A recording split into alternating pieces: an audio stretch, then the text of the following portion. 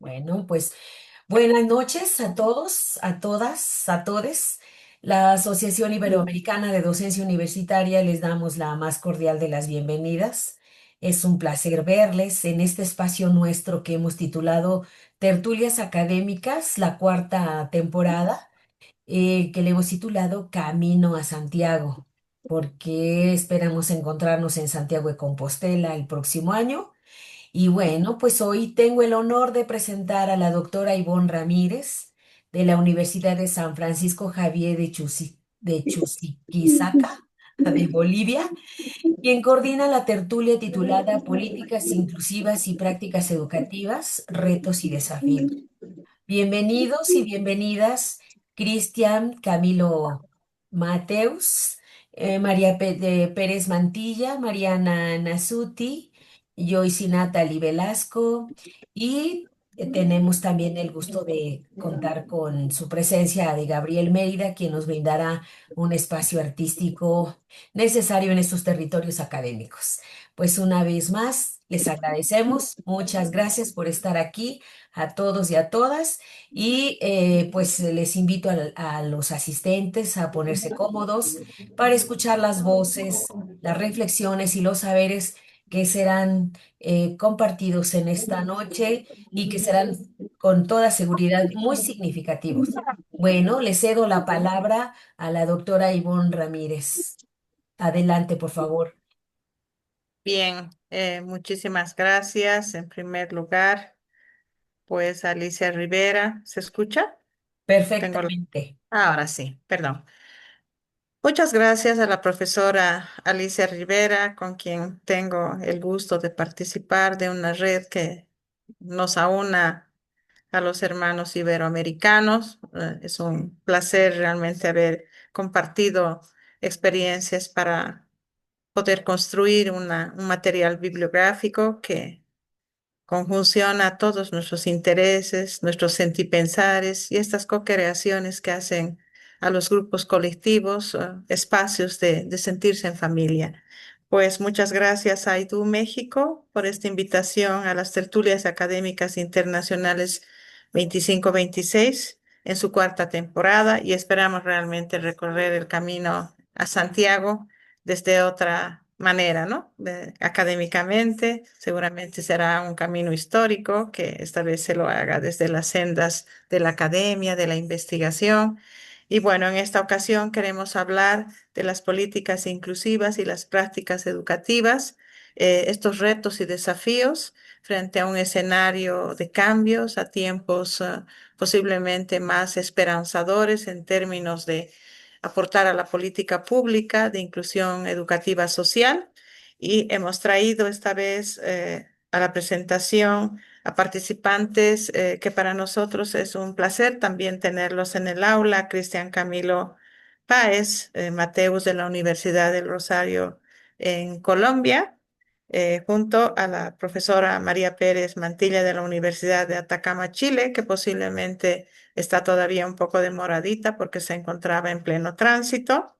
A la profesora Mariana Nasuti de la Universidad del Rosario, Argentina, a quien tengo el gusto también de conocer, de compartir no solamente los amores en torno de la academia, sino también de nuestros roles de rescatistas, animalistas y otros placeres que nos permite la vida, ¿no? Quiero también presentar a la profesora Joyce Natalie Velasco Rodríguez de la Fundación Universitaria Católica del Sur de Colombia. Pues un placer tenerla, conocer de su trabajo. También tengo el gusto de compartir una red con ella y lo que nos hace ahora estar juntas, ¿no? Y vamos a tener también a Gabriel Mérida. Gabriel Mérida es un estudiante de último año de la carrera de psicología de la Universidad del Valle en Sucre, Bolivia, quien actualmente hace sus prácticas profesionales con los grupos de niños y de madres, padres con neurodiversidad. y su aporte en este momento a la producción artística, que es así como lo conocí hace 2 años en una presentación hermosa que realizó en una casa importante de la cultura en Sucre, como es la Sombrerería, un escenario artístico muy apreciado, atesorado por los sucrenses. Entonces quiero dar inicio pues a esta tertulia, empezando con la presentación del profesor Páez, a quien le voy a pedir que pueda presentarnos, primero presentarse él, como lo vamos a ir haciendo cada uno de nosotros, y tener el gusto de escucharle para quizás iniciar. La moderadora es psicóloga y kinesióloga de profesión. Mi nombre es Ivonne Ramírez y bueno, trabajo en la Universidad San Francisco Javier. Mi universidad tiene 401 años de vida y bueno, es una universidad todavía, podríamos decir, histórica en cuanto también a sus procesos de transformación. De ahí que nos trae este tema tan importante como son los retos y desafíos y esas políticas de inclusión y las prácticas educativas para estudiantes universitarios. Entonces, ahora sí, empezamos con el profesor Páez para que nos pueda hacer su presentación. No sé si quiere compartir pantalla o nos Sí. va a ¿Me dirigir unas. escuchan? ¿Me escuchan Perfectamente, bien? Sí, listo. Entonces voy a perfectamente. compartir pantalla, 2 segundos, y desde ahí pues les cuento un poquito quién soy yo y pues qué les quiero contar el día de hoy. Bueno, pues mi nombre es Cristian Camilo Páez, yo soy bogotano, colombiano. Hoy les vengo a presentar pues, como unas reflexiones que he hecho desde la labor que estoy ejerciendo en este momento. Yo soy profesor de la Universidad del Rosario para las licenciaturas, acompaño la materia de evaluación y de didáctica y en posgrados también de evaluación para la innovación. Hace 2 años, prácticamente desde el año pasado, en enero, ingresé a trabajar con Secretaría de Educación y creo que ahí me encontré con lo que hoy les voy a presentar, que son los procesos de inclusión desde un aula que es totalmente diferente, que es un aula hospitalaria. Entonces les cuento, soy licenciado en química de formación de base. Me he enfrentado a un mundo totalmente diferente, pero ha sido muy interesante. Soy magíster en educación y en construcción de paz de la Universidad de los Andes y actualmente estoy haciendo una maestría en la Pontificia Universidad Javeriana de Salud Mental Escolar.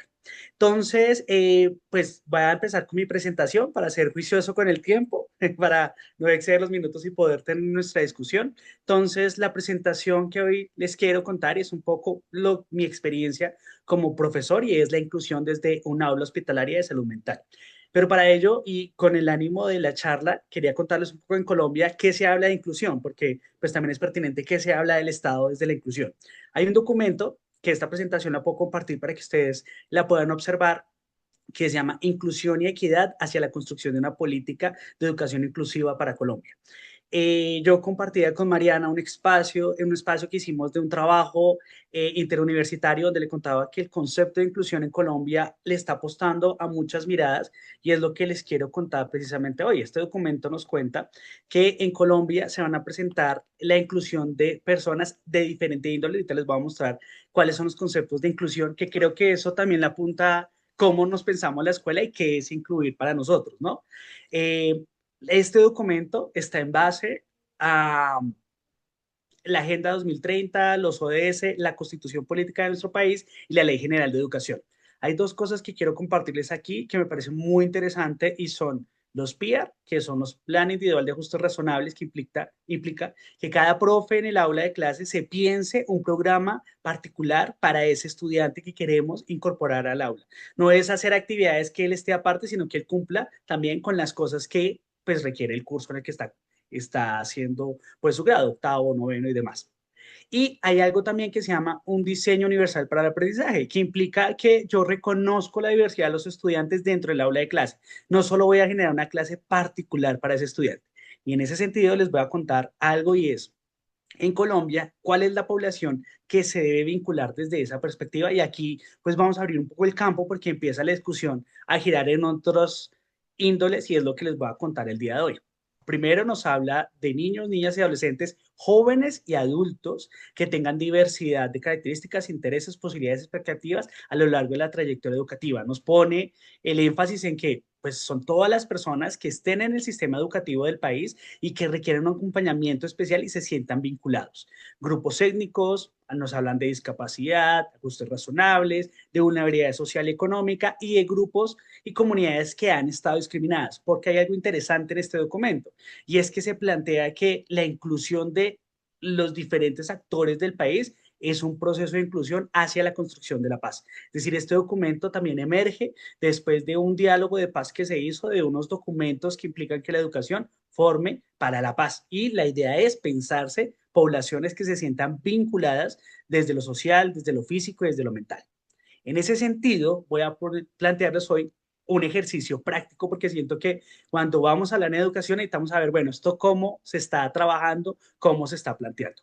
Resulta que yo trabajo en un aula hospitalaria y el aula hospitalaria es un espacio precisamente pedagógico y didáctico donde lo que hacemos es incorporar a los chicos que por razones de salud no pueden asistir al aula regular y es reconocer esa diversidad que tienen nuestros estudiantes. Entonces, en Bogotá existe un acuerdo distrital, que es este que está acá, 453 del 2010, y porque soy un poco cansón con las leyes, ustedes dirán, pues parece abogado, no tanto eso, sino que es el marco legal que nos permite decir, estos niños son de atención especial constitucional. Quiere decir que nuestro trabajo con ellos no es simplemente ir por un momento de cuidado, no, es un trabajo que implica un deber constitucional con estos niños. ¿En qué sentido? En darles una formación que les permita estar vinculados al sistema educativo.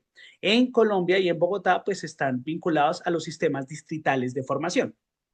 ¿Qué sucede aquí? Voy a decirles que es el aula hospitalaria y ya paso al caso puntual en el que les voy a decir, se transforma la situación.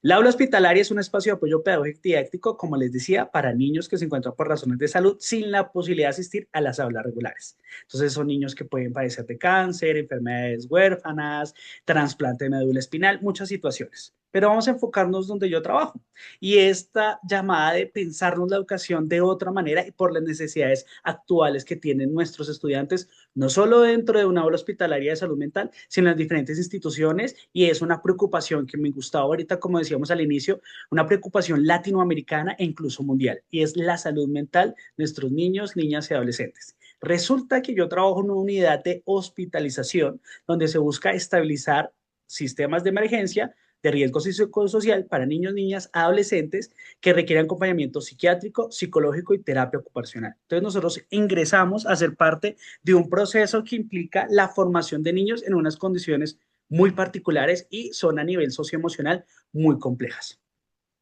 Y aquí les cuento un poco para que entendamos por cómo entran mis estudiantes. Entonces, entran primero, la mayoría, el 90%, por intento de suicidio o pensamiento suicida. Eso les digo algo, queridos colegas, es de las cosas más retadoras que he tenido en la vida y es pensarse uno, ¿qué le explico a un niño que hace 2 días o hace una semana tomó la decisión de no querer vivir más? ¿Qué le digo? ¿Qué le planteo? ¿Cómo hago que la clase para él sea interesante si él optó por una decisión bastante fuerte hace unos días? Las segundas categorías para las que entran nuestros estudiantes son agresión o desorden de personalidad, que ya son trastornos a nivel mental, y por deshabituación por consumo de sustancias alucinógenas. También implica, bueno, estos niños que les planteo aquí que entran por esas causas son niños que yo plantearía, y creo que es una tesis que estoy trabajando hace un tiempo, y es la evidencia de la violencia estructural que hay, pues propiamente en mi país y podría decir que en otros países, porque son niños que están abandonados por un sistema, por un acompañamiento familiar, también son niños que están en muchos sentidos a veces excluidos del sistema educativo. Entonces creo que se hace pertinente porque ellos son evidencia de aquello que le está llamando a la escuela a decir, hey, la escuela debe ser para todos.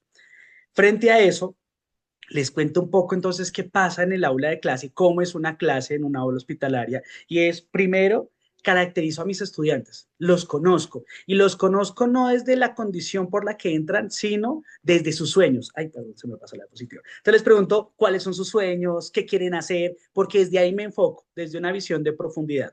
Hago la explicación de clase y lo final es la producción, que ellos produzcan un saber, que ellos sientan validez frente a su conocimiento. ¿Y qué les explico?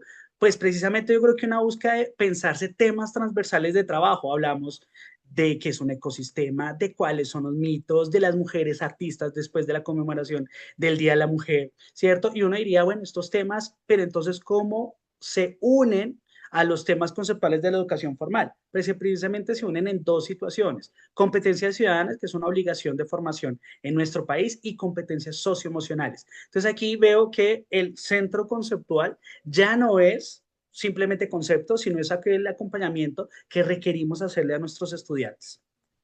Les muestro estas fotos, son los chicos trabajando. Miren, es un espacio totalmente diferencial, porque pues estamos acostumbrados a que el aula de clase, ¿no? Es nuestro tablero, o puede ser con videobeam dependiendo del salón. Nosotros no. Nosotros tenemos el mismo lugar donde toman sus alimentos, o en el mismo lugar de clase. Hemos logrado hace poco abrir una biblioteca, hacer un mural, ¿cierto? Pero, ¿qué pasó con esto? Y es algo que yo siento que es una llamada también a cosas de perspectiva de inclusión, y es pensar que nuestros estudiantes sí pueden aprender diferentes cosas, que a pesar de entrar en una situación tan compleja, pueden ellos generar conocimiento y sentirse que están generando saberes. Les hacía esta pregunta, y es, ¿son estos trabajos muy diferentes a los de un niño de aula regular? No, realmente no. Fíjense en que hay algo curioso, y es que cuando la gente piensa en inclusión, piensa que, y en Colombia se dice, los niños especiales, entonces vamos a tener particularidad. Y yo creo que Mariana, cuando les hable, porque me encantó la explicación que ella me dio en algún momento, y es precisamente que la inclusión es hacernos parte, no es como sectorizar, sino, hey, todos hacemos parte. Entonces yo les diría, no, no son diferentes. Son las mismas búsquedas, los mismos sueños, las mismas risas. Incluso a los adolescentes en una unidad de salud mental, el mismo coqueteo al par. O sea, ustedes es muy curioso, porque yo diría, en una unidad que va a pasar esto, pero sí, también lo hay, porque nuestros niños, niñas y adolescentes siguen teniendo ese desarrollo, claro, en otros campos diferentes, pero implicando otra vez la normalidad dentro del comportamiento adolescencial y de niñez. Les muestro este caso, y precisamente esta niña entró en una semana, 12 años, deshabituación por consumo, y yo un día le dije, listo, vas a pintar, y pusimos La noche estrellada de Van Gogh, y ella dijo, wow, y yo le dije, wow, esa es la actitud, eso es lo que hay que hacer, y ella me dijo, ¿puedo pintar el vaso? Yo, sí, claro, píntalo. Lo pintó y me escribió, te quiero mucho. Y a mí me quedó sonando, y por qué les cuento esto, y es, la niña planteaba que en una clase que yo di 2 horas, lo que yo hice logró transformar de su realidad, y logra decirme que me quiere mucho. Y fíjense en esto, que esto me genera a mí una situación, y creo que es otra reflexión a la que traigo, y es estos niños que tenemos en el aula, que a veces decimos que son niños que no entendemos, lo que requieren es afecto. Requieren que les hagamos entender que son parte de la sociedad, que son parte de nosotros, y que estamos buscando entenderlos. Y eso me parece interesante. Y les muestro la imagen final. Resulta que esta niña pues tiene un alto nivel de agresión. Cuando me hace esta carita, algunos compañeros del hospital pensaron que me habían agredido. Y yo, no, no, no, es una carita feliz. Y además, porque claro, todo el mundo estaba como aterrado, pero yo dije, no, es una carita. Ella se sintió vinculada conmigo a la clase. Les muestro este texto. Fue escrito por una niña que era su octavo ingreso a la unidad, no solo esta unidad, sino la unidades, por intento de suicidio. Ella había intentado 8 veces quitarse la vida. Resulta que ese día estamos en una actividad de lectura, y yo le dije, sí, le dije, si quieren escribir, escriban. Y mira lo que dice la niña, dice, nunca más intentaré suicidarme. Yo digo, pueden ser palabras que en este momento está escribiendo, le está inspirando, pero siento que ahí da respuesta a lo que les quería contar, y es que humanicemos las aulas de clase, es vincularlos a todos como seres humanos. Y hay algo que me gustaba, que hacía una reflexión, y es la visión sentipensante. Estamos sintiendo en el aula, y cuando les permitimos a los estudiantes sentir, podemos vincularlos académicamente. Finalmente cierro con algo, y es que la reflexión pedagógica de esto, y pensarnos la inclusión en el aula, y en este caso práctico, es repensarnos quién es el profesor. Y fíjense aquí, yo tengo que llamar a mis estudiantes paciente estudiante, pero para mí son estudiantes, no son pacientes. Son estudiantes, y son su nombre particular, porque les digo, no me interesa por qué entraron acá, porque no los voy a rotular como a veces rotulamos en la escuela, sino me interesan sus sueños. Y por eso les decía, lo primero que hago es caracterizar cuáles son sus sueños. El currículo es transformar qué quieren aprender y qué necesitan aprender nuestros chicos. Y finalmente, la escuela se transforma. Mi escuela es ese cuadrado donde yo tengo clase, donde pasa enfermería, donde se dan signos, donde hay mil cosas hospitalarias, pero ahí yo puedo dar clase, porque ahí yo llego como maestro con la escuela, con mis libros, con mis hojas, y ahí la escuela empieza a tener un papel importante porque empezamos a entender que incluso en situaciones que uno pensaría que no hay lugar para aprender, lo hay. ¿Cómo cambia la educación al pensar en la salud emocional y mental de nuestros estudiantes? Les dejo esa pregunta a cada uno para que nos la pensemos. Y es cómo nosotros pensamos la inclusión no solo desde lo conceptual y lo espacial, sino desde lo emocional.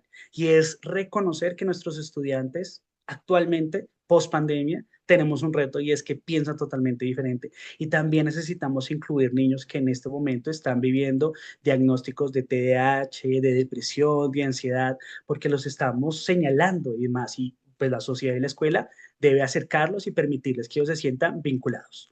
Entonces, agradezco muchísimo a todos su atención. Esta es la pequeña reflexión que tenía para contarles. Traté de ser mesurado en el tiempo, espero haberlo sido y contarles esta experiencia que a mí me ha transformado y siento que ustedes también los puede transformar desde lo que escucharon. Les comparto mi correo personal y mi correo institucional por si tienen preguntas, por si quieren saber un poco más del proyecto, porque será muy interesante formar también lazos con otros espacios en los que pensemos también generar aulas hospitalarias en otro lugar o pensarnos la inclusión educativa desde otros espacios. Entonces, muchísimas gracias a todos. Muchas gracias, profesor Páez. Nos trae a este espacio un tema por demás relevante, no solamente por el aporte a la misma pedagogía, psicopedagogía, psicología y a las ciencias sociales en general, sino a una concepción filosófica distinta de lo que es el aula, ¿no? Entonces me parece muy interesante y lo vamos a comentar a la finalización de nuestras exposiciones. No me extiendo más para dar lugar a la siguiente ponencia, donde también nos va a compartir nuestra querida colega eh, María Pérez. ¿Se encuentra en sala ya, María? Me comenta que está entre viaje y quizás tenga dificultad ahora mismo, pero posiblemente vaya a mandar el video que tiene preparado. Entonces, continuamos con la profesora Mariana Nasuti para que nos pueda realizar su exposición. Adelante, por favor. Bueno, buenas noches, muchas gracias por la invitación. Un placer poder compartir este encuentro y pensar la inclusión desde distintas perspectivas. Ya pensamos un aula diferente en esto que Camilo nos presentaba y esto es la inclusión, digamos. Si hay un hito que hoy nos permite estar acá, digamos, un hito histórico es la sanción de la Convención Internacional sobre los Derechos de las Personas con Discapacidad. Creo que eso viene a marcar un corte tajante en un paradigma que se centra en los derechos humanos. A diferencia a lo mejor de lo que tuvimos anteriormente, un paradigma tradicional donde las personas con discapacidad eran considerados no normales y por lo tanto no eran sujetos de derechos. Entonces, por eso se los nombraban como incapaces, inválidos, impedidos, mogólicos, imbéciles y todo eso que hemos escuchado en algún momento y que lamentablemente persiste, por lo menos en lo que está sucediendo en Argentina. Posteriormente pasamos por un paradigma más biologicista, centrado más en la deficiencia y tampoco centrado en el derecho, pues la persona con discapacidad era básicamente considerado como un receptor pasivo de las rehabilitaciones y era considerado más desde el punto de vista del paciente. Por supuesto, después recorrimos mucho más y la Declaración de Salamanca vino a hacer un corte rotundo en estos paradigmas anteriores, y ahí empezamos a hablar de lo que es la integración para poder llegar hoy a hablar de la inclusión. Esa es mi propuesta, poder centrarnos hoy en la convención y en poder pensar a estos sujetos de derechos como todos nosotros, digamos, qué es lo que implica este paradigma centrado en los derechos humanos. Bueno, se centra en la dignidad intrínseca del propio ser humano. Por el solo hecho de ser humanos tenemos derechos y esos derechos son totalmente independientes de la condición, del sexo, si es hombre, si es mujer, el color de la piel, la religión, la estatura o la discapacidad.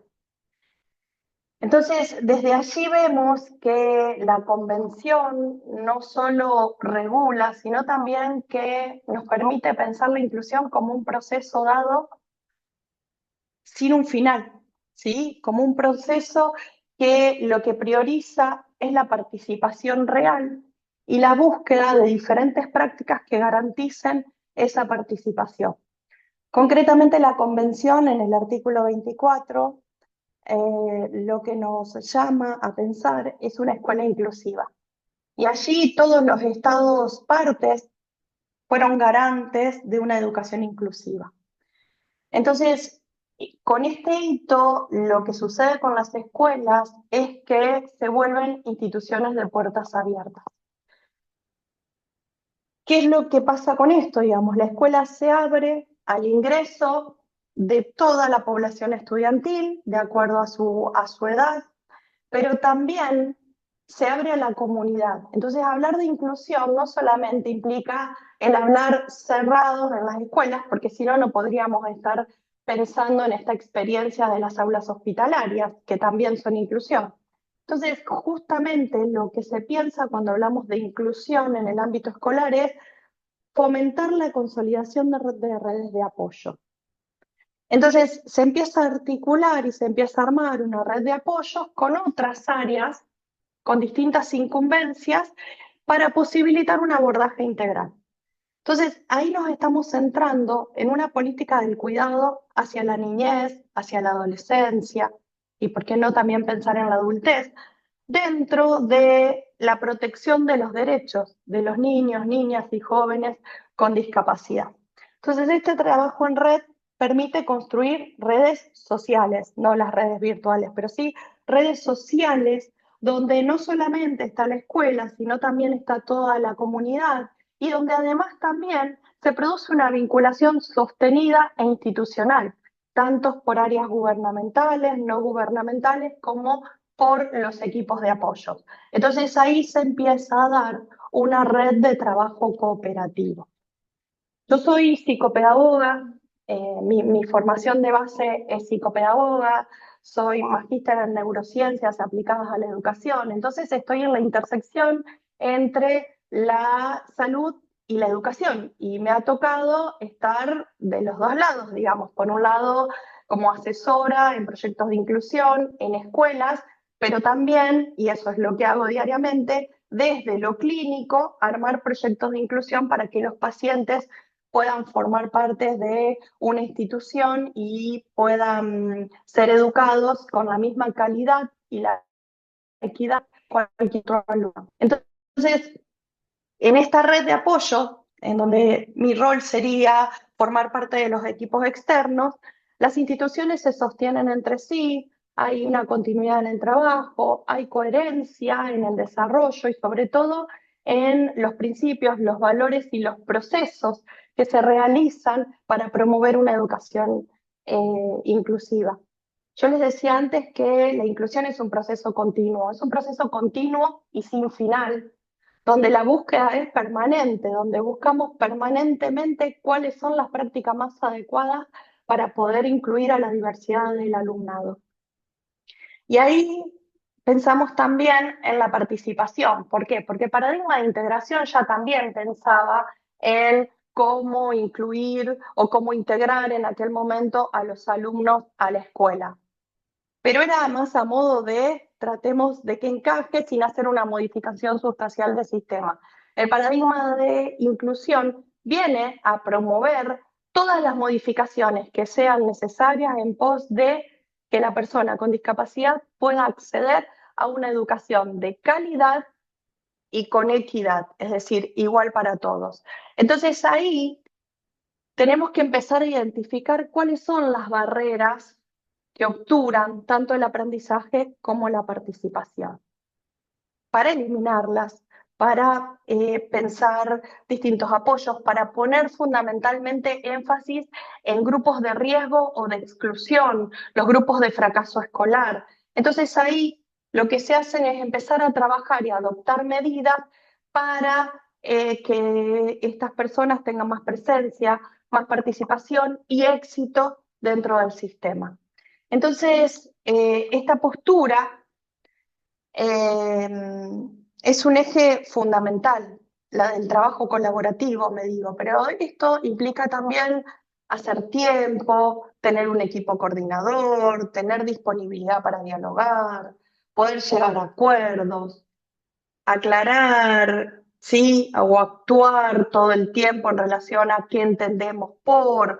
Entonces, implica promover espacios de reflexión y de prácticas, pero también implica crear instancias de, por ejemplo, sensibilización con la comunidad. Entonces, también está la parte de la formación, de la capacitación, y todo lo que tiene que ver con los entornos, cómo construimos y cómo pensamos esos apoyos. Bueno, el entorno fundamentalmente tiene que ser seguro, fíjense en lo que nos hablaba Camilo, seguros, colaborativos, creativos, donde realmente se viva y se transmita el valor de la inclusión. Pero por sobre todas las cosas, esto tiene que ver con respetar la heterogeneidad, porque durante mucho tiempo el sistema educativo estuvo centrado en una visión homogénea. Y la verdad es que todos los que estamos acá, si trabajamos en inclusión, sabemos que justamente lo que caracteriza al aula y a la sociedad en sí, si uno quisiera hacer un análisis más macro, es la heterogeneidad. Es decir, todos somos diferentes y en esto de que todos somos diferentes, la inclusión nos invita a pensar desde la diversidad, respetándola y valorándola. Entonces, cuando decimos que la escuela tiene que ser para todos, hablamos de esto. Pero para que la escuela sea para todos, también hay que promover los apoyos necesarios. Y en esto a veces aparecen ciertos vaivenes o ciertos puntos de vista por ahí contrarios. Si nos vamos al paradigma anterior, se acuerdan que estaban centrados más que nada en las adecuaciones curriculares. Entonces la cuestión era quién hacía las adecuaciones curriculares para que este niño pudiera seguir la trayectoria pedagógica. Bueno, por suerte hoy pensamos en las configuraciones de apoyos, que son todo tipo de andamiajes que podamos organizar para adaptar el entorno y hacerlo más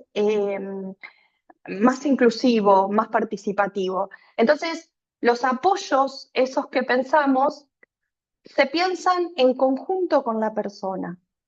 Se piensa para la persona con discapacidad, con la persona, es decir, incluyéndolo en esto que decía Camilo, bueno, ¿cuál es tu sueño, no? Eso es una forma también de incluir y dentro de un contexto específico.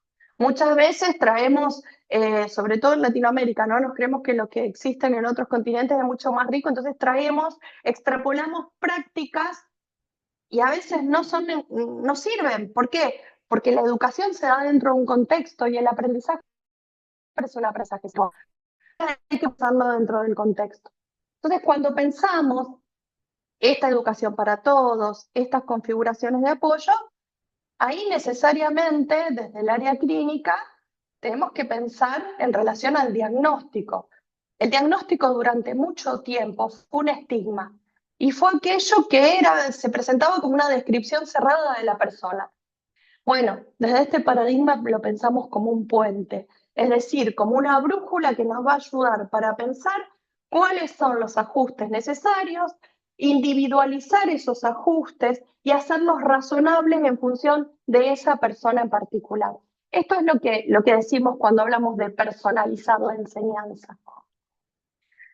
Yo hace casi 30 años que trabajo en inclusión y la verdad es que eh, a lo largo de todo este tiempo vimos diferentes documentos internacionales, nacionales, pude participar de foros, de organismos, y hay un punto en donde todos coincidimos, es decir, la inclusión es una tarea compleja y en eso estamos todos de acuerdo.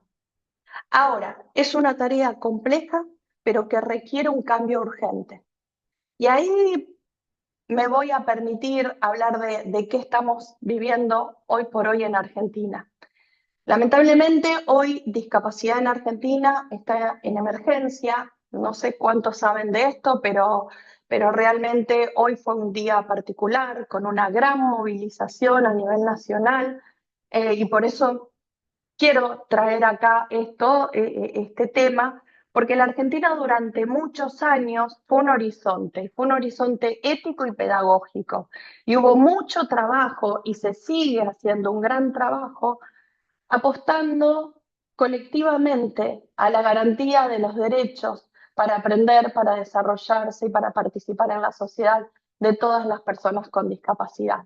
En función de eso, todos los equipos de salud y de educación pensamos las estrategias, adaptamos proyectos, resignificamos las prácticas, aprendimos a mirar y remirar los diagnósticos, construimos redes.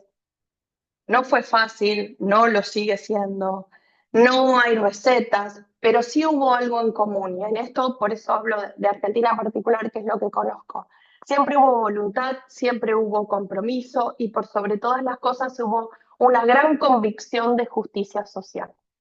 En función de eso es que hoy no podemos estar, no tenemos el mismo escenario. La discusión sobre inclusión hoy en Argentina no se centra tanto en cómo mejorar las prácticas. Sí, fue una discusión y que realmente somos conscientes que se necesita, pero hoy por hoy tenemos una discusión más elemental, que es cómo hacemos para seguir sosteniendo a los profesionales que trabajamos en inclusión.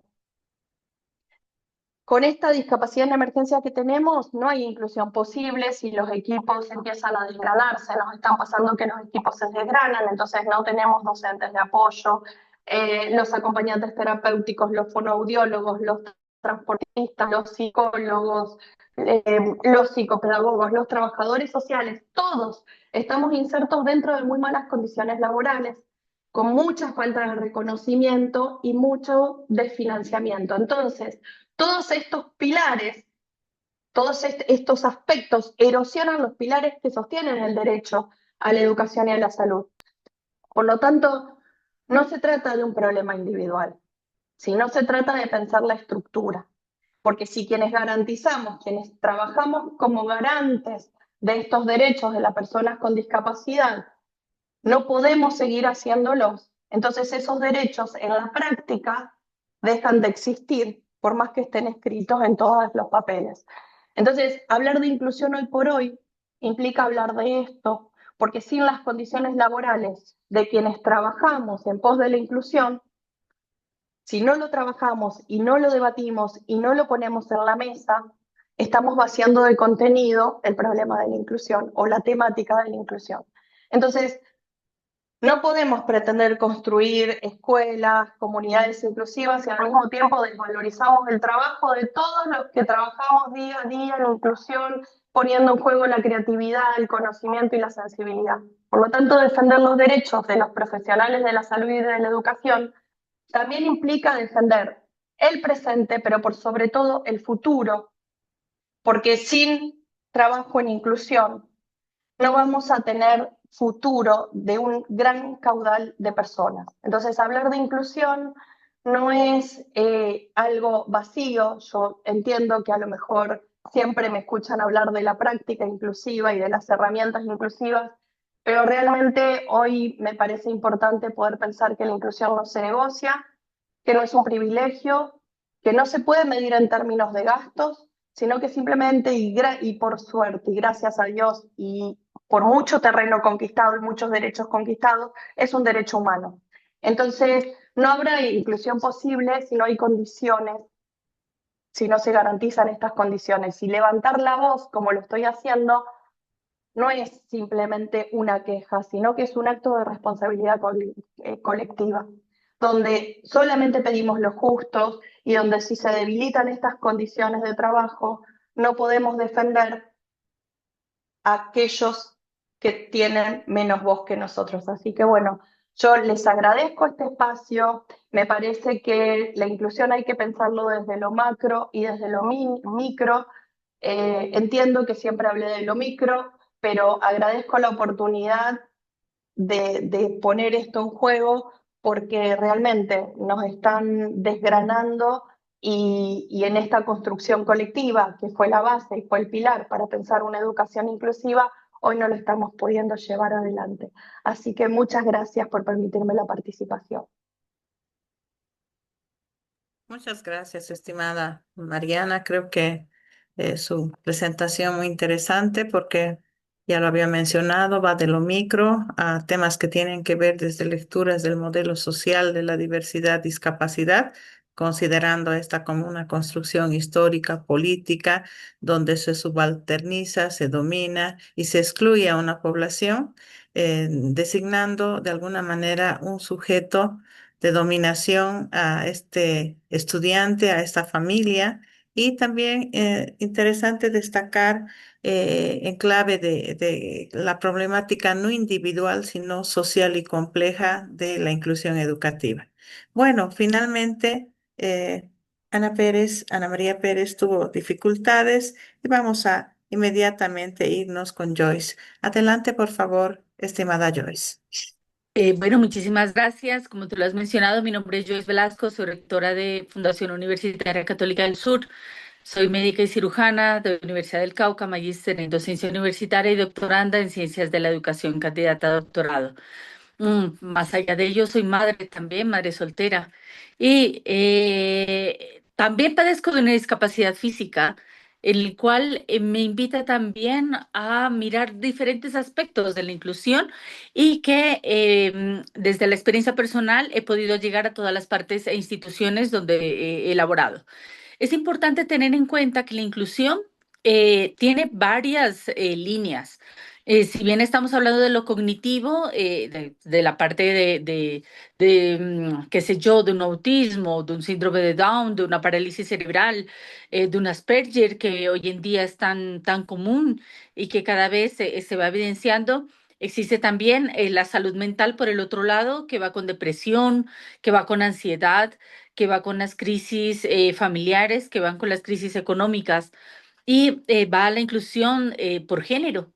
Como a las mujeres se nos exige tantos avatares en la igualdad de condiciones, pero realmente se nos aumentan a los propios del rol, ¿no? O sea, tenemos que ser profesionales, tenemos que estudiar, pero al mismo tiempo tenemos que ser madres, tenemos que ser hijas, tenemos que ser cuidadoras, y eso también implica una mirada integral desde todo ese enfoque.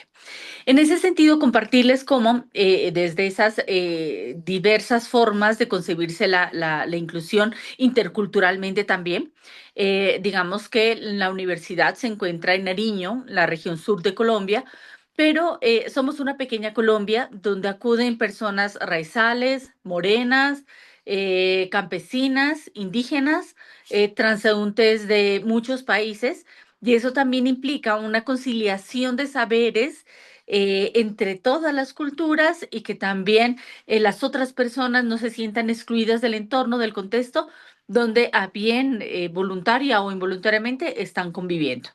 Mm, Todos los proyectos que se realizan educativamente en Nariño deben tener esa mirada interdisciplinar, donde nos permitan respetar la mirada del otro.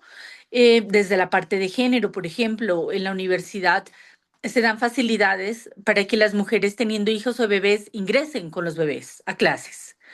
Se les presta un coche cuando llegan a su universidad para que no tengan que estar cargando con él mientras están transitando. Existen las salas amigas de la lactancia, lugares exclusivos donde las mujeres pueden sentarse a lactar o almacenar la leche que se extraigan y dejarlas allí hasta el momento en que se lleven su lonchera a casa. Como les mencionaba, pueden ingresar con su bebé a clase, algo que en muchas otras universidades no sucede, ¿sí? Que digan, vas a entrar con un bebé, va a llorar, va a molestar, va. Pues el bebé necesitará comer, necesitará dormir y para eso tiene un coche en el cual se lo va a arrullar y no va a ser algo de todo el tiempo. Implica de no decirle solamente tienes el cupo, sino también tienes aquí unas herramientas con las cuales tú puedes llegar. De por sí ya económicamente costear una matrícula, costear una estadía es complejo, costear un jardín infantil, costear una cuidadora, pues no es tan fácil. Así que es generar muchas veces esas salvedades, generar espacios para sus hijos. Tenemos espacios infantiles donde los niños pueden estar también bajo el cuidado de sus padres y cuando aumentan el número, bajo auxiliares de cuidado que lleguen allí. Hay alguna experiencia que se suma a esto y es que la universidad hace parte de una red de entidades diocesanas, de la cual hacen parte dos hospitales. Uno de ellos es el Hospital Infantil Los Ángeles, que es uno de los mejores de Latinoamérica y que marca una experiencia inclusiva hermosa con sus pacientes de cáncer. Cuando los chiquis se enferman y entran en todas esas patologías crónicas, pues cortan generalmente su parte educativa. El hospital adecuó la sala de oncología y se liga con la parte educativa y les continúa la educación intrahospitalarmente y los logra graduar intrahospitalariamente y logra que los familiares también tengan un poco más de salud mental y de esperanza. Y finalmente eso se ha traducido también a una mayor tasa de curación, por ejemplo, el linfoma no Hodgkin. Entonces, todas esas experiencias que tenemos de inclusión en enfermedades, inclusión en género, también las estamos trasladando a la universidad. En cuanto a salud mental, tenemos una estrategia que ha sido reconocida por el Ministerio de Justicia de nuestro país, a pesar de que somos la segunda ciudad más grande de la región pacífica de Colombia, pero finalmente estamos muy lejos de la parte central porque nuestras vías no son las mejores y el acceso aéreo a nuestro territorio es también complejo. El poder allegarnos y entregarles culturalmente a nuestros chicos son unas guaguas de pan. Es un símbolo donde al estudiante le entregamos herramientas mentales. La guagua de pan es un pan en forma de un bebé recién nacido, por así decirlo, es algo intercultural. Y culturalmente eso traduce fertilidad, generosidad y la persona que lo recibe debe dar dos veces lo que recibe. Eso quiere decir que quien ha recibido auxilio o quien ha recibido ayuda se compromete también a ser un canal de comunicación para el siguiente. Y entonces recuperamos mentalmente a la persona que tiene una falencia, pero también lo empoderamos en su liderazgo para poder replicar esa ayuda que ha recibido. Y realmente ha sido una estrategia bastante exitosa dentro de nuestros estudiantes y que nos ha ayudado a que muchos, a pesar de sus dificultades, tengan permanencia en la parte educativa, que continúen estudiando y que tengamos una tasa de deserción menor al 1%. Eh, yo creo que la salud mental es lo más fuerte que tenemos. Los intentos de suicidio en Nariño también lastimosamente son de los más altos del país. Y eso implica tener estrategias que nos permitan generar ambientes más resilientes y amigables con todo este propósito. En cuanto a la parte física, se buscan todas las estrategias, dependiendo de la que acuda, para poder generar una igualdad de condiciones y ser ecuánime en el desarrollo de las competencias. Había algo muy importante, los que me antecedieron, y es que se menciona la diversidad. Todos somos diferentes. Lo más importante es tener una normalidad dentro de la diferencia. No es ser especial, no es ser menos, es tener las mismas condiciones que los demás y podernos desarrollar en las mismas competencias.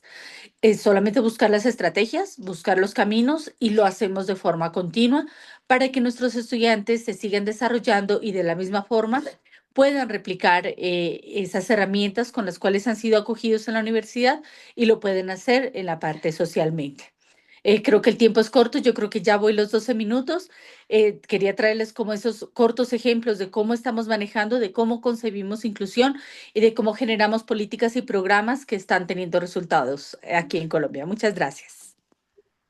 Pues muchas gracias, Joyce. Y me parece también otro ámbito tan interesante el que tocas en tu presentación, que no solamente se enfoca, diríamos, como el siguiente corto que yo voy a presentar en el ámbito que nos ocupa, que es el espacio universitario, más desde una perspectiva de diagnóstico que de políticas de inclusión universitaria, ¿no? Entonces, hablar desde una mirada amplia y compleja Me parece que es un aspecto relevante a destacar de tu presentación, porque la problemática o la, podríamos decir, intersección de género se destaca en lo que nos has ido comentando, la importancia del maternar, por ejemplo, que también es otro aspecto por demás relevante para hablar de inclusión. Inclusión en un concepto amplio, entonces, no ligado solamente a al posicionamiento de la discapacidad en el cuerpo, a nivel de la salud mental, sino desde una concepción ampliada que creo que resulta relevante, ¿no? Este breve diagnóstico, muy cortito que voy a presentar, se refiere a una colección de estudios que vamos desarrollando sobre el cuerpo, poder y la discapacidad, que es más un estado del arte, ¿no? Es decir, la Universidad Boliviana, dentro de sus políticas de inclusión, pues desde diversas perspectivas ha ido recogiendo las necesidades inmediatas, como son, por ejemplo, la admisión a los espacios universitarios, en particular a las aulas de aquellas carreras que sobre todo están enfocadas en el ámbito de las ciencias sociales, ¿no? Un primer estudio de 2014 documentó que precisamente algunos de estos estudiantes universitarios, la discapacidad empezaba cuando cruzaban la puerta de su casa, ¿no? Es decir, barreras arquitectónicas que nada más eran la simbología en sí de las barreras actitudinales y desde luego desde un modelo más biomédico, situado en que la discapacidad es una enfermedad, ¿no? Que sitúa al sujeto dentro de su espacio físico imposibilitado y excluido de toda posibilidad de circulación a nivel de la vía pública, ¿no? Entonces, como una categoría compleja, con muchas intersecciones como las que has ido señalando, que tiene que ver con no solamente la cuestión de migración, sino también la cuestión económica, una variable que no hemos estudiado nosotros y me pareció por demás importante, tiene que ver con el género y las relaciones que se establecen entre la población sin discapacidad y aquella con discapacidad que es marginada, excluida y dominada por las imposiciones de un sistema que sin duda no quiere a este sujeto dentro de los espacios, ¿no? Nos hemos basado en los fundamentos teóricos de autores bastante interesantes que se constituyen en la base teórica para partir desde Bourdieu, Calvin, desde sus posturas de lo normal y lo patológico, con esa concepción del modelo biomédico de la salud, y la biopolítica desde los textos de Michel Foucault y dos argentinos, Ferrante Ferreira, tan interesantes a partir de sus textos cuando plantean que lo que se espera de las poblaciones pues son los cuerpos sanos, bellos, ¿no? Y desde luego funcionales a un sistema, ese sedimento, ese cuerpo permanente, irrenunciable, que está sujeto a esas lógicas de dominación. Asimismo, se ha considerado a otros autores como Duquesne, también Juan Duquesne, tan interesante, que va planteando la opresión, dominación que van sufriendo estas poblaciones, y autores como Levin, donde plantea, por ejemplo, la desmedicalización de la salud y de la educación, que para el caso de la discapacidad parece constituirse en un punto importante. Bueno, este estudio se va desarrollando en San Francisco Javier, universidad que elabora un reglamento interno para los estudiantes universitarios con discapacidad basado en un modelo biomédico, decíamos, donde en realidad a partir de un estudio de campo vamos recogiendo cómo esta universidad que abre las puertas presenta así como barreras arquitectónicas, barreras educativas importantes.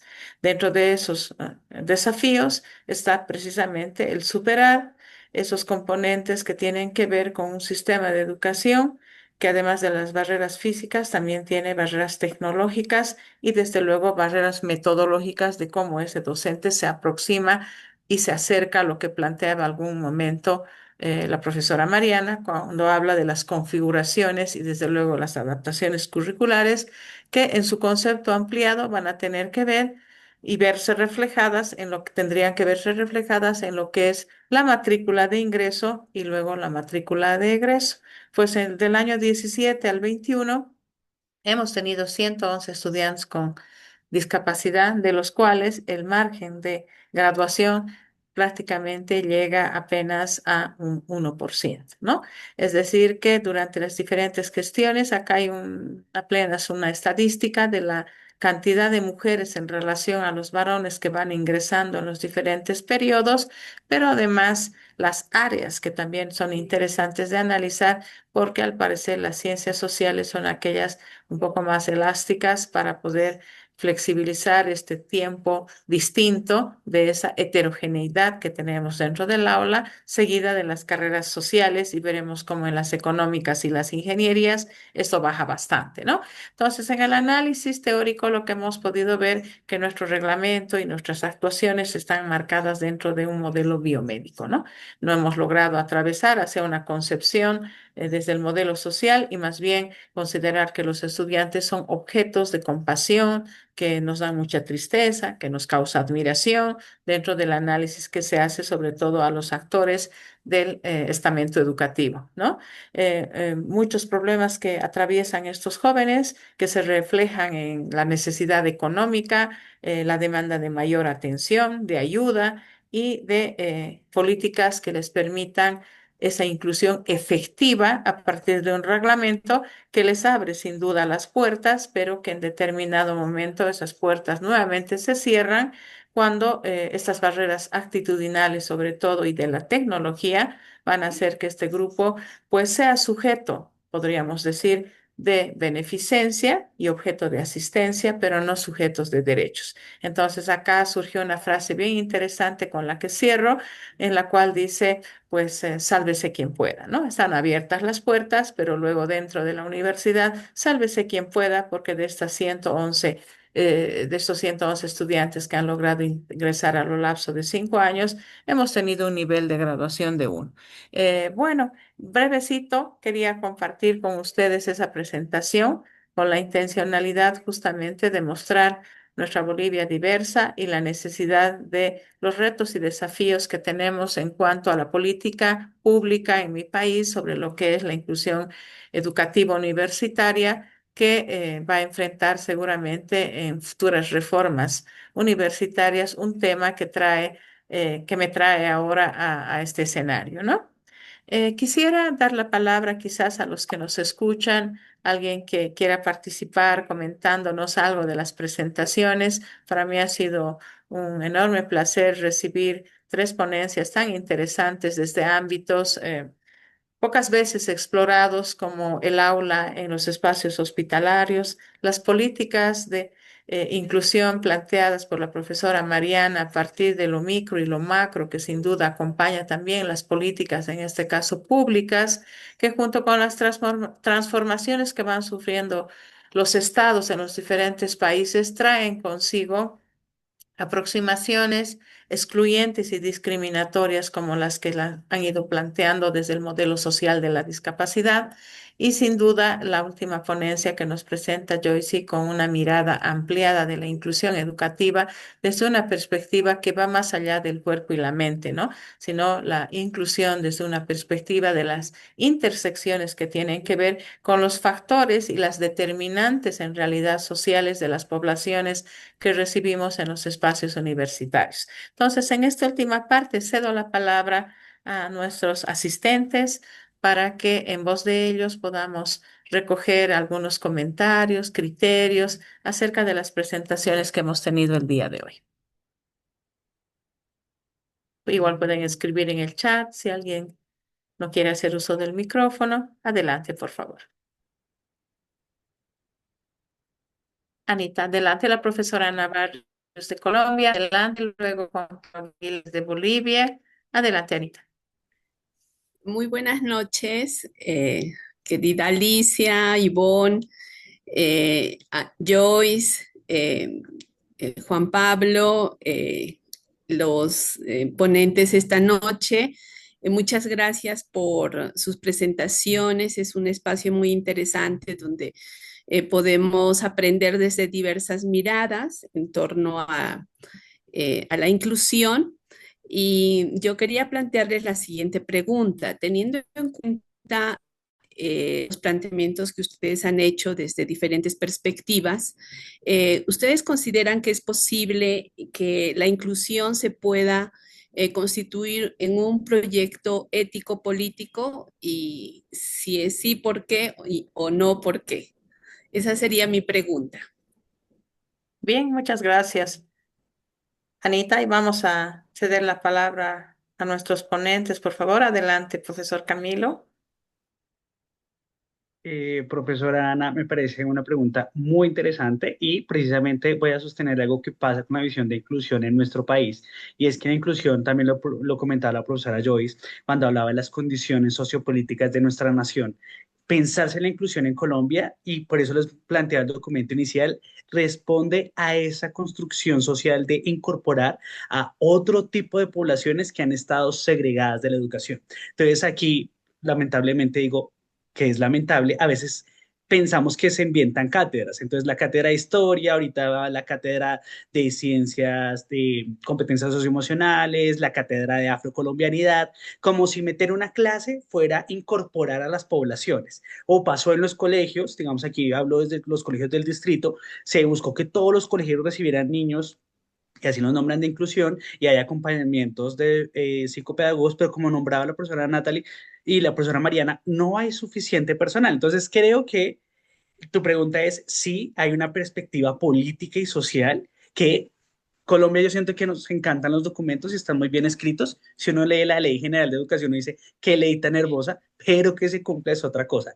Pero siento que hay una perspectiva de vinculación de las personas que nos permite poder trabajar cosas, pero que de igual forma denota aquellas barreras invisibles que no existen, pero sí se presentan en la población. Lo que decía la profesora Natalie, poblaciones que están totalmente alejadas de los espacios formativos y no se empiezan cómo a alcanzarlas, cómo a hacer proyectos. Entonces siento que tu pregunta tiene dos miradas, y es sí se ha hecho, pero no se ha hecho completamente. O sea, está en el escrito, pero se necesitan transformaciones políticas de largo alcance. Y cerraría con algo, y es la ventaja que ha tenido el programa de aulas hospitalarias. Y es que como es un programa que está respaldado por un acuerdo y un decreto del Consejo de Bogotá, no ninguna alcaldía puede llegar a quitarlo.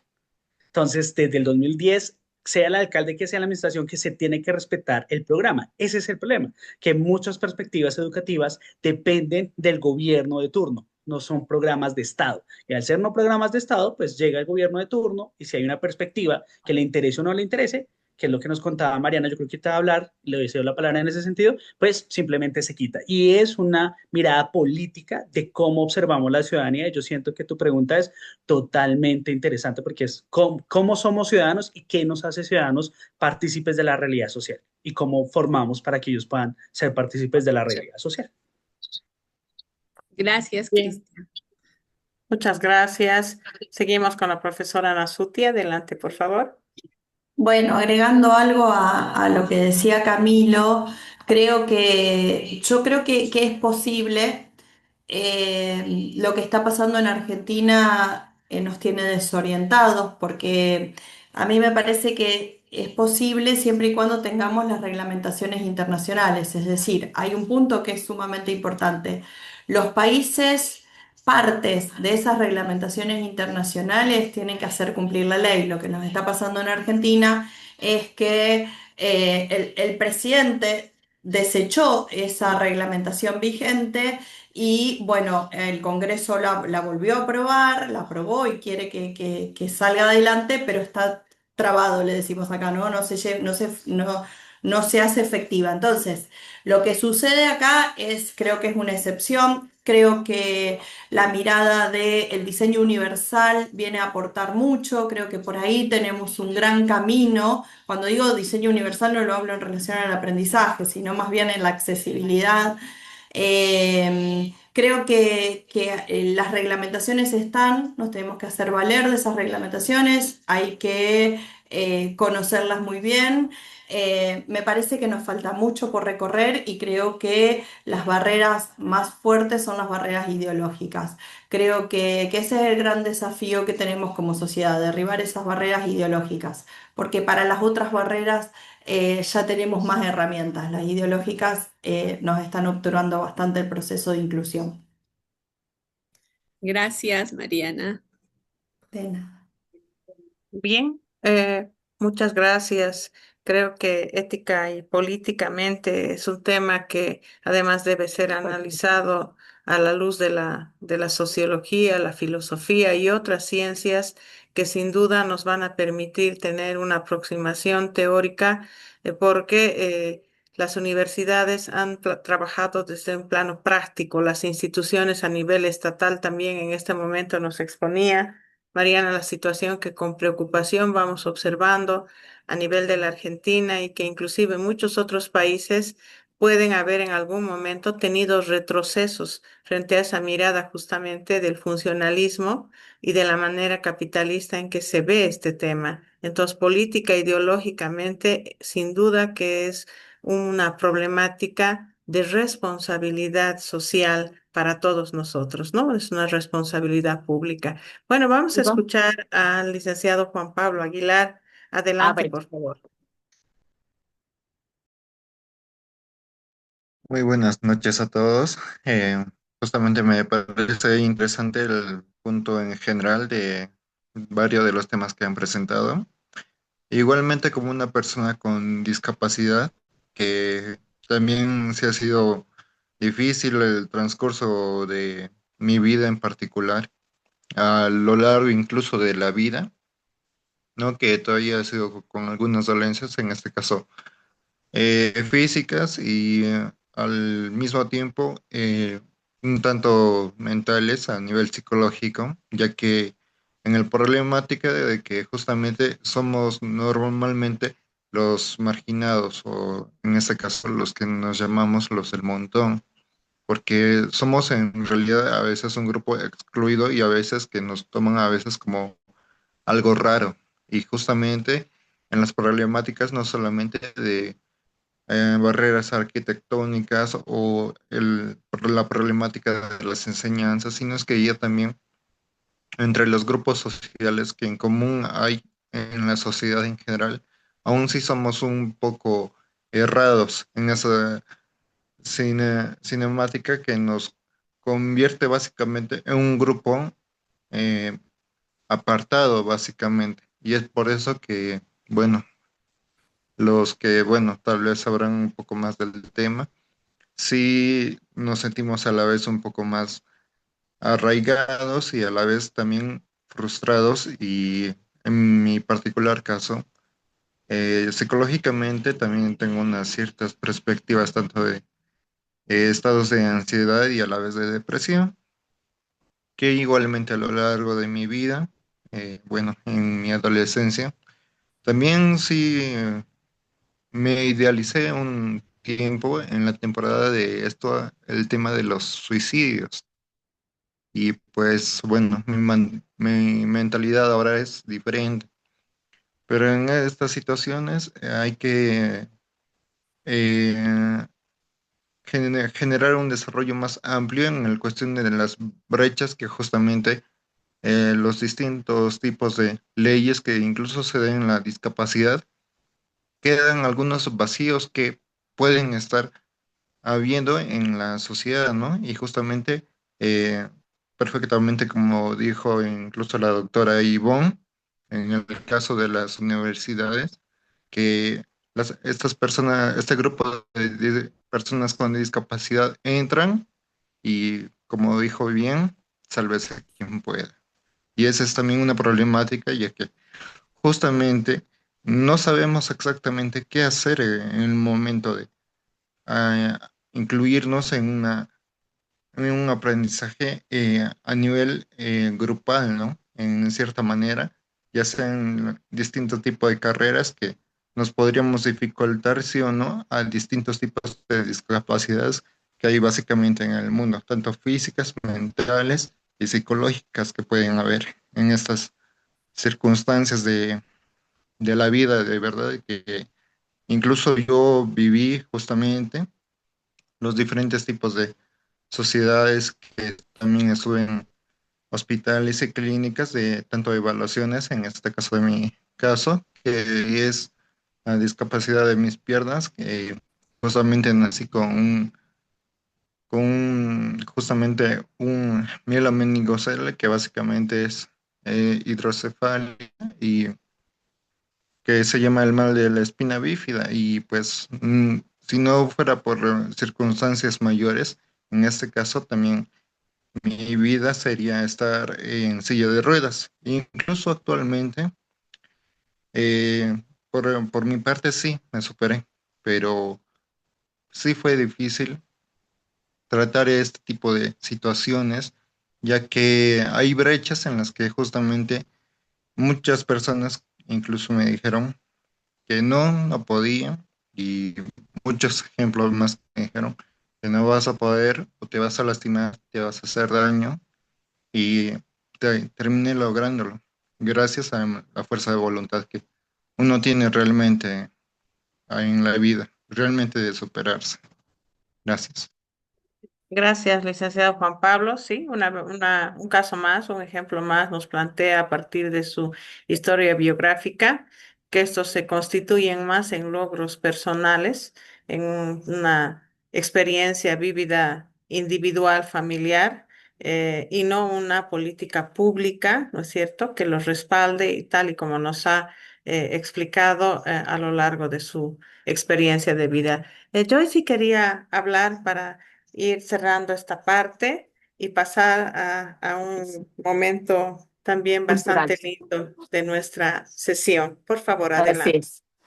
Bueno, pues muchísimas gracias. Y en efecto, respondiendo a lo que postula la profe Ana, yo creo que la educación en sí ya es un evento político y en consecuencia debe ser ético. A veces, y yo creo que actualmente nos tienen que estar renombrando cosas que deberían ser sine qua non. O sea, de por sí las políticas deberían ser éticas y la educación en sí debería estar respaldada siempre por políticas éticas que nos alberguen a todos. Qué mejor que para la universidad y para los mismos colegios no nos digan incluyan, pero a todos los mandan igual y sus tasas de graduación, todos tienen que ser a 5 años y todos tienen que ir con la misma cantidad de créditos. Y si hay algún estudiante que se le salió de esos créditos, ¿por qué se le salió? Sin forma de justificarlo, decir, no, mira, este estudiante lo voy a apoyar para que termine su proceso, pero no va a tener 20 créditos, sino que vamos a mandarlo de 10 en 10.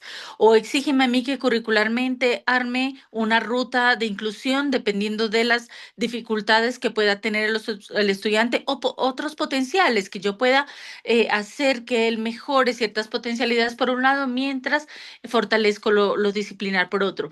Así que en efecto deben existir, o sea, las políticas deben ser éticas y siendo la educación un acto político, deben siempre estar respaldándolas como tal y nos hacen mucha falta. Una cosa es exigirnos a las instituciones que entremos y trabajemos con toda la diversidad y otra es que los indicadores de gestión de calidad que nos dan también vayan en coherencia con lo mismo. Qué bonito fuera que nos dijeran esta universidad, este colegio ha egresado tantos estudiantes con ciertas dificultades y lo ha conseguido a través de estas estrategias y eso también es calidad, que eso también sirva como un incentivo para podernos continuar capacitando, porque la capacitación en el área también está muy vacua, tenemos que seguirla fortaleciendo, carece de mucho temor. A los profesores les da miedo enfrentarse a una población diversa con mayor dificultades, porque todos somos diversos, pero cuando esa diversidad se acentúa un poco más, le tenemos temor, no nos preparamos, pero tampoco probablemente tenemos los incentivos necesarios para hacerlo. Así que yo con ese mensaje quería como cerrar ya desde esa mirada y prestando atención al comentario que nos han solicitado. Muchísimas gracias. Muchas gracias, Joyce. Gracias. Bien, mil disculpas y pedimos a la profesora Romy que sea muy brevecita, porque se caracterizan estas tertulias por tener un tiempo así cortito, donde lo aprovechamos rápidamente y con seguridad la profesora Alice nos va a convocar en un siguiente evento, dado que parece que este tema es prolífico y nos quedamos con ganas de hablar, que eso está muy bien, ¿no? Adelante, por favor. Muchas gracias, doctora Ivonne. Sí, concuerdo plenamente con lo que las personas que me han antecedido, ¿no? Realmente, y especialmente acá en Bolivia, estamos todavía nosotros hacia un camino a la inclusión, aunque muy bien dicen las políticas educativas de la Ley 070 que la inclusión, pero más parece todavía una integración y no una inclusión como tal, ¿no? Puesto de que todavía no están plenamente consolidadas estas políticas inclusivas desde el punto de vista de que las maestras consideran muchas veces un gran reto y como manifiestan y en algunas oportunidades, yo lo indiqué, es que no se sienten preparadas y más que eso, porque eso parte de una posibilidad de autoformación personal, es la voluntad y el compromiso que podemos tener con todos estos niños y las personas con discapacidad, ¿no? Y bueno, en cuanto a lo que es la parte clínica también, médica también, también tenemos problemas acá en Bolivia, ¿no? Yo lo vivo en carne propia. Tengo una nieta que tiene mielomeningocele y que, bueno, que no solamente no hay accesibilidad para las personas que tienen diferentes discapacidades, diferentes condiciones a lo que es, por ejemplo, el SUS, que si bien el gobierno ha dado este SUS, pero cada mes hay que pasar por una burocracia tremenda para poder acceder medianamente a un especialista, ¿no? Y que todos los meses hay que ir a renovar a la posta sanitaria el derecho de que tiene de ser asistida, mi nieta en este caso. ¿No? Y ni contar con la vejiga neurogénica que, como decía el anterior licenciado, que también tiene esa experiencia, pues no hay un sustento económico, por ejemplo, que nos colabore a las familias en ese sentido y no hay una política que ayude, ¿no? Por lo menos, tal vez no económicamente, pero sí con una dotación de profesionales. O sea que todavía acá en Bolivia estamos realmente... esperemos que ahora surjan mejores alternativas, pero un camino a largo todavía. Y otro tema también es el hecho de las maestras sombras, ¿no? Que algunos niños lo necesitan, es parte de la formación que tienen estos niños, pero lamentablemente dentro de las políticas educativas, dentro del nivel primario, todavía no las aceptan a estos profesionales, ¿no? Y tampoco realizan adaptaciones curriculares, como dice la ley. Entonces, ¿cómo pueden estas personas, estos niños, lograr créditos si no hay una ayuda, si no hay una adaptación que les colabore en base a las necesidades que tienen? Entonces, tenemos que ir responsablemente. Es lo que puedo dar. Gracias.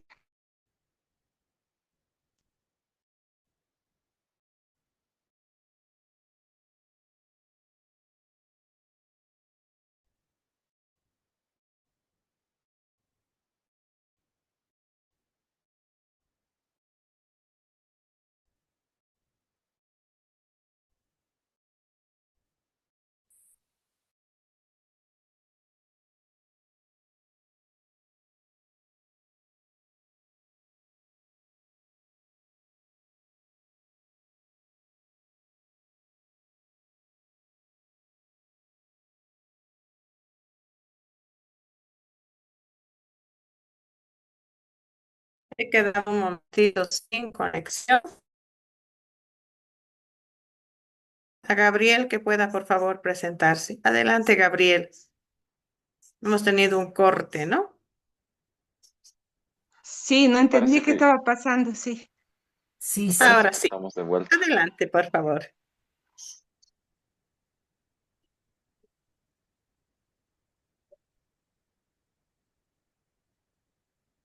Tu micrófono todavía está cerrado, Gabriel. Gracias, doctora. Bueno, me presento. Me llamo Gabriel Mérida Celada. Soy estudiante de Univalle, la Universidad Privada del Valle, último año de psicología. Y como bien mencionó la doctora Ivonne Ramírez, estoy realizando mi práctica profesional tanto en CITESA de la San Francisco como en la clínica de neurodesarrollo en la Universidad Andina Simón Bolívar. He aprendido mucho últimamente y en el proceso también estoy colaborando como puedo en cualquier actividad. Em, Hoy en particular tuve el agrado de ser invitado por la em, propia doctora a, em, bueno, presentar un talento. Desde mi experiencia en el campo de la universidad, fui diagnosticado con autismo en un grado leve, funcional, por así decirlo. Am, de manera que sí, experimento el mundo de manera distinta, pero también eso me ha ayudado a empatizar con otras personas con neurodiversidad, en especial con los niños, que es la población con la que trabajamos tanto en CITESA como en la Universidad Andina.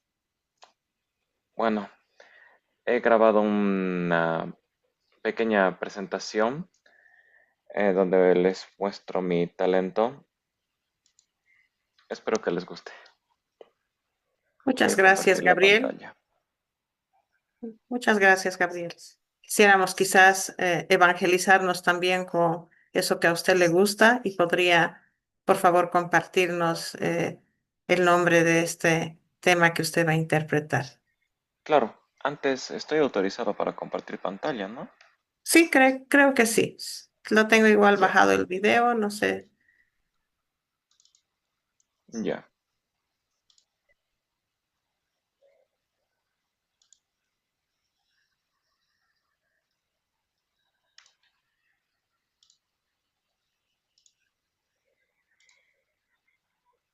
Eh, ¿Todos pueden ver la ventana? Sí, El tema se llama Minuet 2 de Johann Sebastian Bach.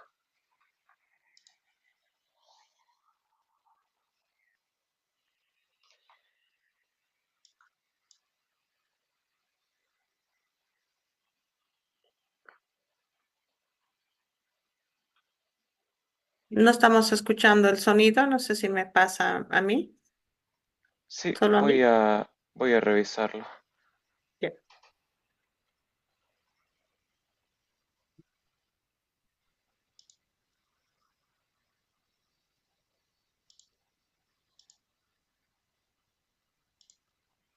Ok, voy a intentarlo de nuevo. ¿Qué tal ahora? Vamos a ver.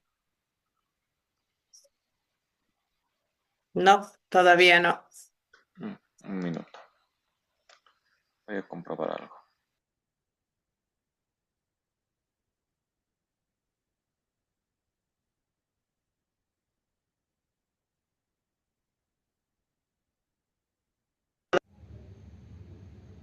A ver ahora. Vamos.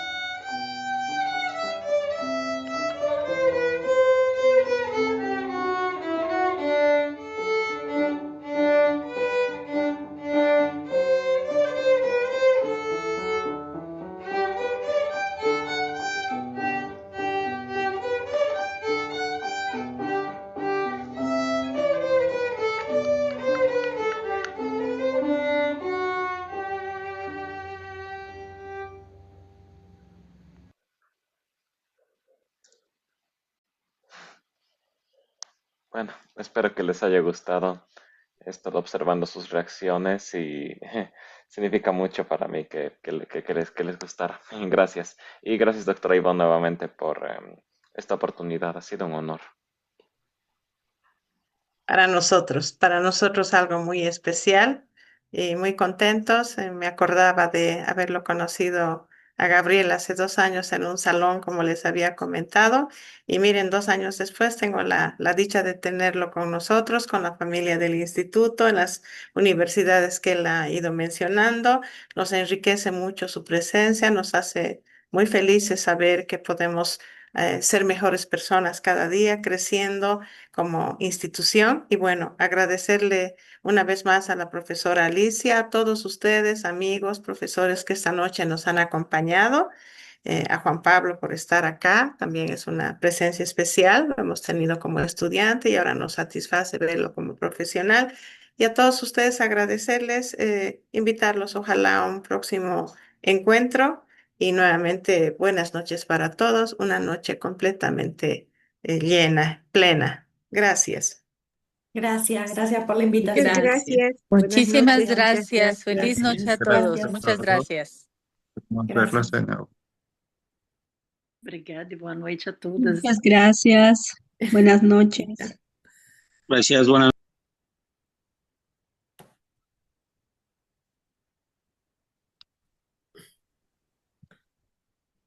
Hasta luego, buenas noches. Está apagado tu micrófono, Alicia. Y yo hablando. Bueno, pues muy agradecidas, muy agradecidos por este momento académico que hemos disfrutado tanto, que se nota que fue organizado con mucho cariño, con mucho amor. Gracias al doctor Cristian, a la maestra María Pérez, que no estuvo acá con nosotros, pero ya habrá oportunidad de que la escuchemos y la miremos. A la doctora Mariana, que ya creo que se retiró, a Joyce. Y bueno, pues a Gabriel, especialmente por este momento tan lindo que nos hizo pasar, que nos hizo vibrar con su música. Y bueno, pues Ivonne, un abrazo con mucho cariño. Y bueno, pues nuestra gratitud a todos y a todas por estar aquí. Los esperamos el 19 de noviembre, otra vez con una tertulia organizada ahora por la Universidad del Amazonas. Bueno, pues buenas noches a todos. Buenas noches. Gracias. Chau, Y chau. Gracias. Anita querida,